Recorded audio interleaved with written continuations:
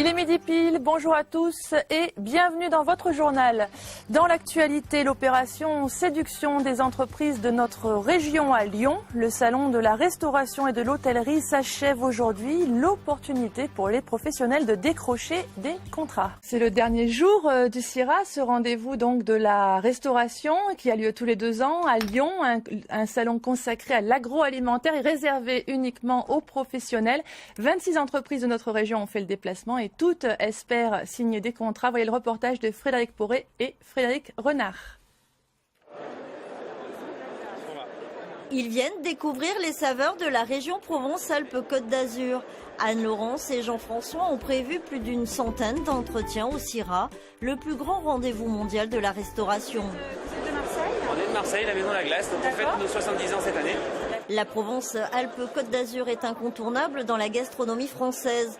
Le tissu agroalimentaire pèse plus de 7 milliards d'euros de chiffre d'affaires avec plus de 1000 établissements.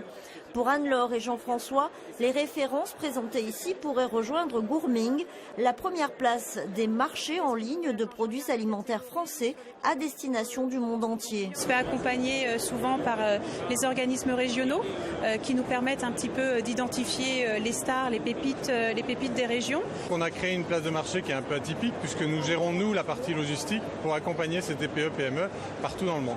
Une opportunité à ne pas rater pour Soka Chips. Elles sont complètement nature. La Soka se mange nature. Oui. L'entreprise niçoise présente pour la première fois au CIRA ses produits innovants. C'est important pour nous premièrement parce qu'on est tout petit, on vient de démarrer, on a besoin d'un développement et on est content de voir non seulement nos amis restaurateurs, d'avoir ce contact avec toute la restauration et on est là justement pour promouvoir notre produit et essayer de voir un petit peu si on ne peut pas trouver d'autres créneaux. D'autres sont des habitués du salon, leurs clients sont généralement des grossistes.